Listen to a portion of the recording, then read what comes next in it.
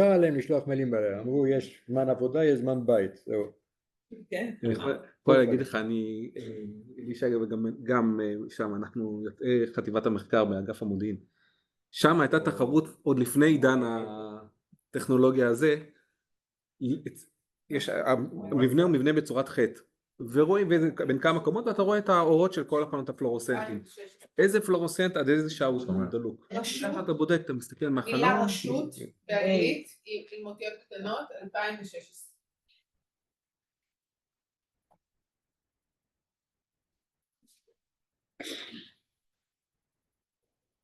מחכים אני אפשר לפנים ומקליט, הכל בסדר, אני מחכה לכם, אני לא... אז מקליטי, יש משהו שמקליט? כן, זה כבר מוקלט מזמן. מעולה. אז בואו נקליט. אני אגיד רק משפט. קודם כל שנה טובה. ומוצלחת. אנחנו זקוקים לזה. שתהיה לפחות קצת יותר טובה. ודבר שני, תודה רבה לוויקטור על היוזמה של הישיבה הזאת. שהמטרה שלה בגדול להבין קצת יותר לעומק, או הרבה יותר לעומק, איך רשות החדשנות מתמודדת עם העניין של בחירה ותעדוף של טכנולוגיות מפציעות, כדי שגם זה יעזור לנו למקד יותר את הפעולה שלנו בתחום הזה, כדי לא, כי הכוונה היא כמובן לא שנשכפל את מה שהרשות עושה, אלא נעשה את מה שהחלטנו לפי קריטריונים ספציפיים שלנו. זהו, אם אתה רוצה להמשיך אחריי ויקטור אז... לא, כמו שאמרת, אני חושב שמאוד חשוב שנכיר את המנגנון המפותח של ניסיון שנצבר פה, עם ההבדלים שכבר חשבנו עליהם כבר לפני שהתחלנו את התהליך, בנושא של טווחי הזמן, בנושא של משקולות של פרמטרים אולי גם אחרים שיש, והמשקולות ביניהם, אבל זה יעזור לנו להבין ובמה כן אפשר להסתייע, גם במתודה וגם במנגנון שיש להם. יש להם מנגנון מאוד ניסיון רב, אני חושב שזה יעזור עד כאן. אני אגיד אני התחלתי את זה למעשה לפני 5 שנים, את כל העניין של איתור טכנולוגיות מפציעות. אילנית היום עושה את זה בפועל, אז היא זאת שתציג גם תכף את המסמך האחרון שלה, ואנחנו משתפרים ומשנים קצת כל שנה. התחלנו לעבוד עם מוסד שמואל נאמן, והמטרה העיקרית הייתה להגיד איזה טרנדים טכנולוגיים קיימים, לא לנסות לאתר דברים שלא עלו על פני השטח, שקיימים, שכבר מסתובבים ברשת איפשהו באיזשהו מקום, שאנחנו צריכים לשים לב אליהם כי הם טכנולוגיות מאפשרות, כי הן מאוד מאוד חשובות, ושאנחנו צריכים לבדוק האם ביחס אליהם יש איזשהו כשל שוק בשביל שלא נפספס את הרכבת. אני אתן את הדוגמה הכי קלאסית שמדברים עליה עכשיו כל הזמן, 2 דוגמאות מדברים כל הזמן, אחד זה ה-AI והשני זה הקוונטים. בשניהם יש טענות שישראל פספסה את הרכבת, לא ברור בדיוק על מה זה מסתמך ואיך, אבל בוא ניקח כדוגמה, בסדר, ב-AI אחת הטענות שאומרים שפספסנו בזה שא' לא הגדרנו אסטרטגיה לאומית, פעם שנייה באנו, אומרים לא בניתם תשתית מחשוב. עכשיו לא תמיד כל טענה היא גם מבוססת על משהו נכון, זאת אומרת, מי שמכיר מספיק טוב את ה-AI מבין שישראל אף פעם לא התחרתה על שוק החוות השרתים, כי זה לא היה מעניין אותנו. רוב הפעילות היום ב-AI אתה יכול לבצע בענן, ואתה לא חייב שזה יישב מקומי, אלא אם יש לך צורך ביטחוני, צורך של דאטה רגיש וכדומה. ועדיין אמרו אוקיי, אנחנו צריכים שיהיה לנו שם נוכחות, אז יצאנו במכרז, עשינו את חרנו, ויש היום חוות שרתית טובה, פתאום יש עכשיו היצף מטורף, חברות כמו מגה-אור ועוד כמה חברות אחרות מקימות עשרות חוות שרתים בישראל, ואנחנו הופכים להיות ההפך הגמור, זאת אומרת הופכים להיות יצואנים של שירות עיבוד במקום יבואנים של שירותי עיבוד, שכלכלית זה לא בטוח שזה נכון, טכנולוגית זה טוב, טכנולוגית זה לא כך נכון כי ישראל יש בה חשמל זול, ועכשיו אנחנו פשוט רוכבים, זאת אומרת חברות ישראליות רוכבות על העובדה שהחשמל בישראל זול ביחס לאירופה ומוכרים לאירופה שוב. זו דוגמה אחת. דוגמה שנייה זה העניין של הקוונט. הרבה מאוד זמן הרכש בחש סביב המחשוב הקוונטי רץ, היה המון ידע באקדמיה, הידע הזה לא זלג לתעשייה עד שלא הרמנו דגל ואמרנו אוקיי, צריך משהו לעשות בעניין. הרשות תקצבה כמעט כל חברת, אם ב-2019 היה 2 חברות מחשוב קוונטי בישראל, היום יש כ-30, אין חברת קוונטים שלא עברה דרך רשות החדשנות וקיבלה הרבה מאוד כסף, וזה חלק מהבוסט שהרים את זה קדימה, זה העובדה שצריך ליצור ידע שהוא יותר יישומי ולא רק ידע תיאורטי כפי שקיים באוניברסיטה. היום אנחנו ממוקדים לא ברמת הטרנדים העל אלא ברמת התתי טכנולוגיות, בסדר? כי על הטרנדים כולם מדברים כל הזמן, זה הפך להיות הייפ. רשימות של ה-World Economic Forum ויש רשימות של ה-OECD ורשימות של האיחוד האירופי וכדומה. הרשימות ברמת הטכנולוגיות העל קיימות לא סוף, אבל התתי טכנולוגיות שאנחנו לזהות הם אלה שחשובים. עכשיו למה הראייה הישראלית חשובה? כי בסופו של דבר המנדט שלנו כרשות החדשנות היא התעשייה הישראלית. כשהמנדט החשוב הוא תעשייה ישראלית, אנחנו צריכים לראות האם יש לנו איזשהו יתרון תחרותי. כי טכנולוגיה אפשר לקנות ואפשר לייצר. ואפשר גם בתוך התת טכנולוגיה להסתכל על שרשרת הערך ולהגיד את זה אני מייבא, את זה אני עושה לבד, את זה אני מייבא, את זה אני עושה לבד. חלק ממה שמפריע בכל תהליך הקבלת החלטות הלאומי, העובדה שיש נטייה להמון שיקולים גיאופוליטיים, ביטחוניים, משפטיים, כאלה ואחרים שעושים לנו טיפה סלט בגלל שאנחנו עכשיו מנותבים ספציפית לפעילות שהיא היא לא משיקולים כלכליים אלא היא משיקולים אחרים, ולא בטוח שאנחנו רוצים להגיע למקומות האלה. אחת הדוגמאות הכי קלאסיות זה לעובדה האם ישראל צריכה לייצר מעבד מחשוב קוונטי. ואנחנו מייצרים, יש שם 5-6 חברות ברמת המעבד עצמו, שזה הדיפ טק, זה מאפשר לנו הבנה מאוד מאוד גבוהה וזה גם מיישם ידע אקדמי שקיים. מצד שני אנחנו מאוד רחוקים אחרי מה שקיים בעולם, מנסים לרדוף אחרי העולם ולא יודעים אם נשיג אותו. אבל בואו ניקח דווקא לצאת משני המקומות האלה דוגמה אחת אחרונה, בואו נסתכל על פעילויות שבו אנחנו רואים כ-enablers לפעילויות אחרות. ישראל חזקה מאוד בתחום של medical devices. ויש המון טכנולוגיות של medical devices. בשביל שה-medical device יהיה מספיק חכם, מספיק פורץ דרך, תחרותי בעולם, אנחנו כבר יודעים מראש שאנחנו מתקשים בלשווק, אנחנו בסוף נגיע לפיליפס ול-GE וכדומה, בשביל שהם אלה שיהיו בפרונט, אבל אנחנו כן יודעים שברמה הטכנולוגית יש המון ידע בישראל שכבר פותח, שאפשר לקחת אותו שלב אחד קדימה, וצריך לראות איפה הכשלים הקיימים. למשל, הכשל יכול להיות ברמה שמפתחים medical devices, שהרבה פעמים הם in vivo, הם כאילו רוצים בתוך הגוף עצמו, אבל יש בעיה של העצימות האנרגטית שלהם. זאת אומרת שהיכולת שלהם להיות עצמאים ברמה האנרגטית, האם צריך לטעון אותם, האם הם צריכים להיות מתקלים, האם יש אפילו טעינה חיצונית מחוץ לגוף וכדומה, ואז התת טכנולוגי שאליה אנחנו מכוונים זה באמת את היכולת האנרגטית העצמאית כנראה על בסיס חומרים ביולוגיים של כאלה יכולות, של כאלה devices. זה ממש תת יכולת בפני עצמה. האם יש לנו ידע בישראל? אנחנו חושבים שיש לנו. האם יש צורך בישראל? יש תעשייה שתיקח את זה? זה פרמטרים שאנחנו מסתכלים, זה משתנים שאנחנו מאוד מסתכלים, שהתפיסה שלהם זה מה הערך הכלכלי הרלוונטי שיכול להצמיח פה תעשייה בישראל. עכשיו את הפעילות הזאת כמו שאמרתי אנחנו עושים 4-5 שנים, ואז אנחנו גם מסתכלים אחורה, האם הצלחנו לפתור בחלק מהמקומות מה שעשינו. שאלה קטנה, בעניין של medical devices, אין בעיה מחשובית של מחשוב על שבאיזשהו שלב יצטרך להיכנס גם לתוך ה-medical devices, כי בסך הכל אם אנחנו לוקחים את המחשוב על, הוא בסופו של דבר חולש על כל הקטגוריות. נכון, אבל זה קטגוריה בפני עצמה, העניין של המחשוב העל, יש כל הזמן את המתח של האם אני עושה edge computing בתוך ה-device עצמו, או האם אני משדר החוץ את הדאטה ועושה את זה מחוץ ל-device עצמו, במקומות אחרים. זה אותה דילמה שקיימת גם במערכות הגנה על תשתיות קריטיות, זה את הדילמה שקיימת ברחפנים באלף מקומות אחרים.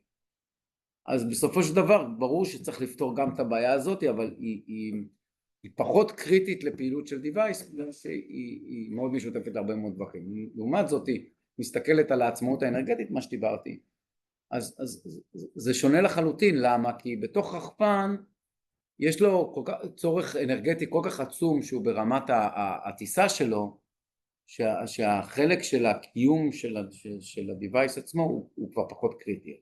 אני לא מדברת גם על דאטה, אבל מהירות חישובית וכולי, בסופו של דבר מחשוב על מאפשר מהירות חישובית ומאפשר הרבה מאוד אלמנטים. נכון, וזה נכון רוחבית.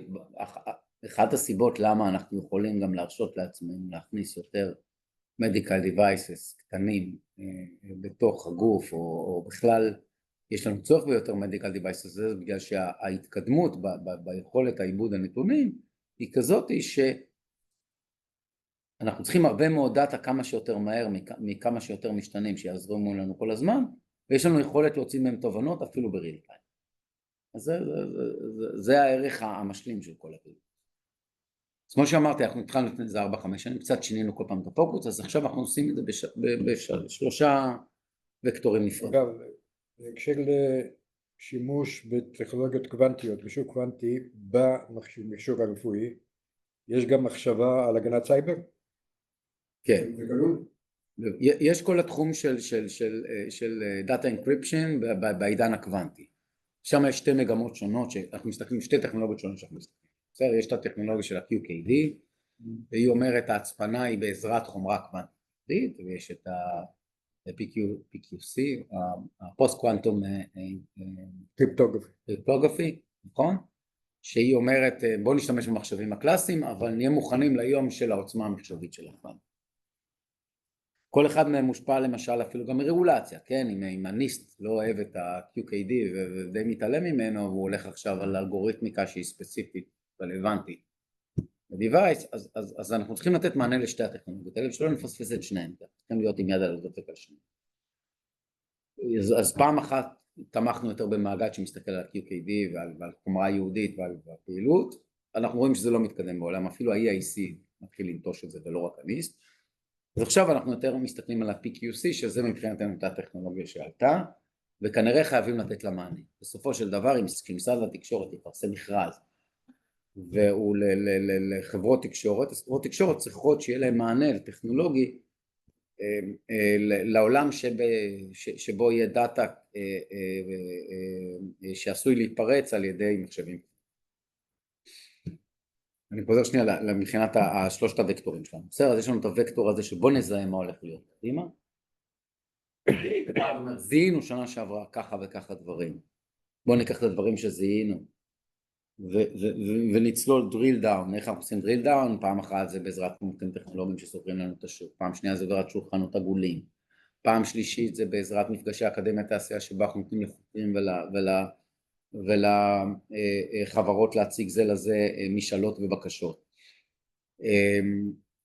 פעם נוספת זה פשוט, אוקיי, עלינו על כשל ברור וידוע, סתם כדוגמה, פרמנטציה לתעשיית המזון הופכת להיות הדבר הבא.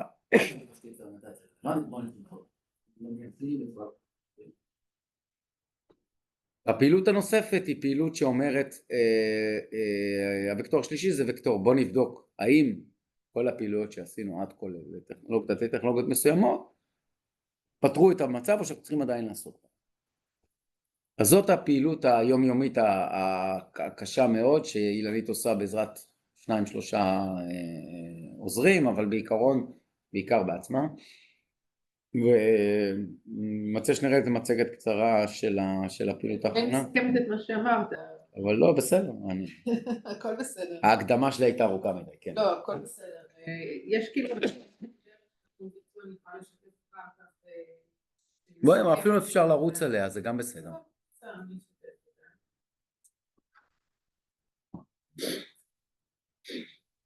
חשוב בעיקר להבין איזה משתנים חשובים לנו. אז בגלל שאנחנו מסתוקרים, אנחנו מאוד מקודמים תעשייה ישראלית, חשוב לנו להבין איזה ידע קיים, איזה ידע חסר. אם זה ידע בישראל, אז סיכוי יותר טוב שהוא יזלוג בתעשייה הישראלית, אבל אנחנו לא מחויבים דווקא לידע שפותח באקדמיה הישראלית. יש לי שאלה שקשורה ולא קשורה.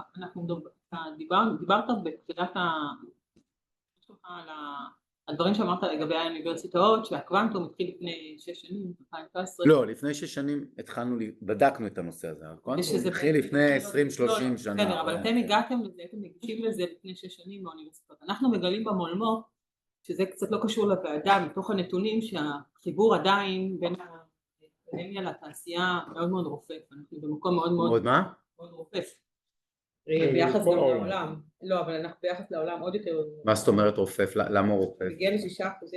אין גישה כל כך של האקדמיה לתעשייה. הגישה לא טובה. גם נוגה היורית הקודמת דיברה על זה בצורה משמעותית. השאלה היא אם גם היום אנחנו... תסבירי מה הכוונה אין גישה. אין הבנה של הצורך? לא, התעשייה כמעט ולא ממומנת. זאת אומרת שהאקדמיה תעשייה הם דלילים בישראל. הם דלילים לגמרי. כן, זה תופעה עולמית. זה לא עולמית, בעולם אנחנו יותר מתקדמים, היום אנחנו יודעים בארצות הברית. תנתקו את ארצות הברית רגע, כי ארצות הברית היא מקרה ייחודי. באירופה זה יותר גרוע מאצלנו.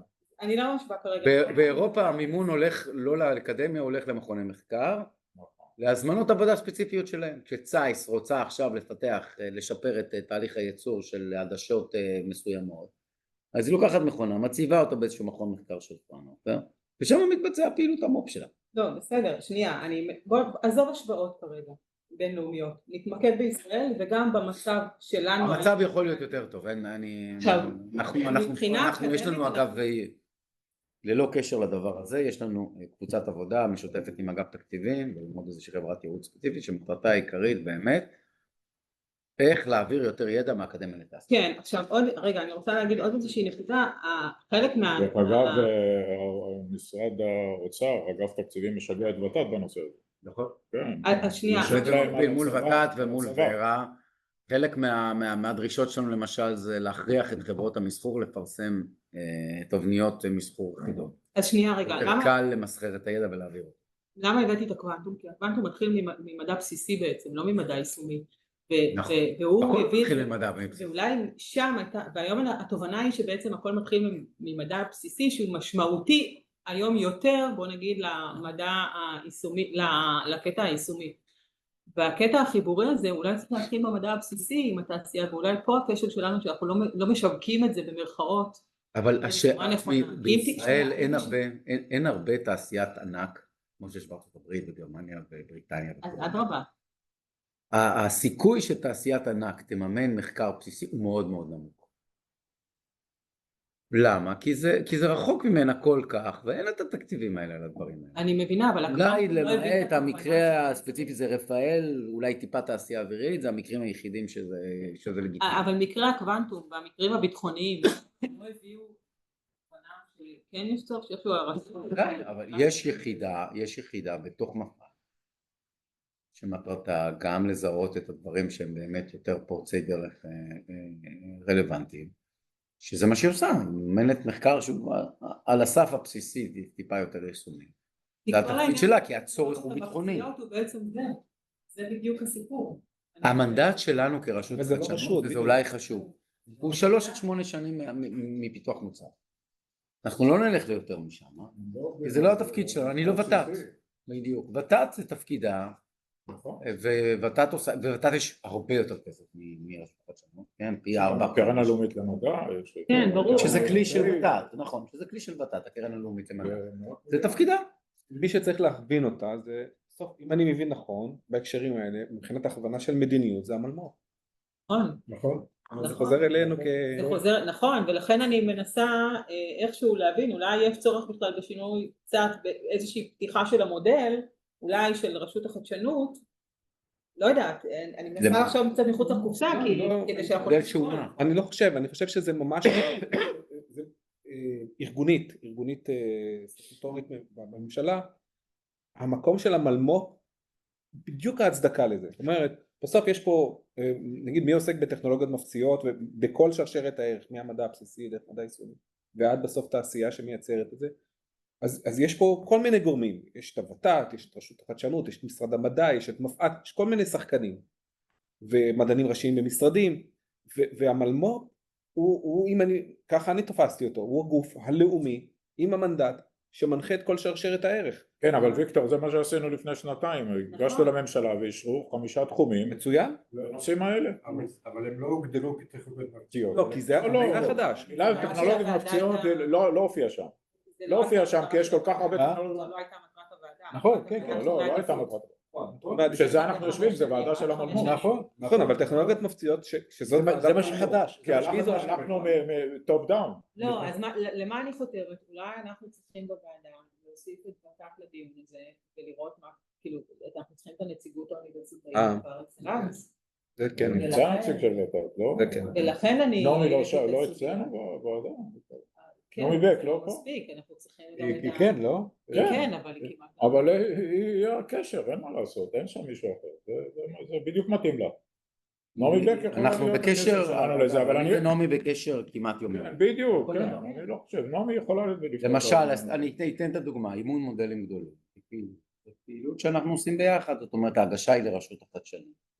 בחלק של המחקר הבסיסי, אני מעביר לנעמי, נעמי עושה אבלואציה, היא מחזירה לי ואני מחליט איך לממן. בסדר, אבל... כדוגמה, יש לנו הרבה דוגמאות. אני לא מכיר אותה ואת ות"ת למען האמת, אבל אני לא בטוח שלהם יש תפקיד מרכזי בעצם הזיהוי של הטכנולוגיה. זה יותר בשלב של אחר כך הקידום. הם אמורים לממש את המדיניות שלך. נכון. הדבר היחיד שכן ות"ת הולכת איתו זה דרך תלם. כי אם למעשה תלם, שגם רשות החדשנות בפנים, גם משרד המדע בפנים, גם משרד האוצר בפנים, תלם, אבל הבעיה של תלם, שתלם זה משהו אד-הוקי כזה, כן? אין לו אסטרטגיה, וזה דרך אגב תפקיד של המלמ"ב, הם כבר פנו כמה פעמים למלמ"ב, בזמנו יעקב זיו זכרונו לברכה, שהיה ראש תלם, אמר לנו, בואו תיתנו לנו הנחיות בנושא הזה, עשינו ועדות לתשתיות לאומיות, אבל אני ברשותך, אני חושב שלפני שאנחנו מתחילים את הנושא הזה שהוא חשוב מאוד, ההגדרות של רשות החדשנות, אני חושב שצריך לחשוב אם אנחנו הולכים לעבוד בטור או במקביל, ואני אסביר. יש פה כמה פרמטרים שהם קשורים למישורים שונים, שאנחנו רוצים לקשור ביניהם, ואני לא יודע איך אנחנו עושים את זה, וכדאי לחשוב לפני שאנחנו מתחילים, כמובן צריך את כל הסקירה הזאת של מה שרשות החדשנות עושה, ומה שוויקטור עושה, שזה משהו מדהים, צריך לחשוב בדרך הזאת. אנחנו מדברים קודם כל על טכנולוגיות מבצעיות, אוקיי? אבל מול הטכנולוגיות המבצעיות אנחנו גם מכניסים את הנושא של ה-SDG,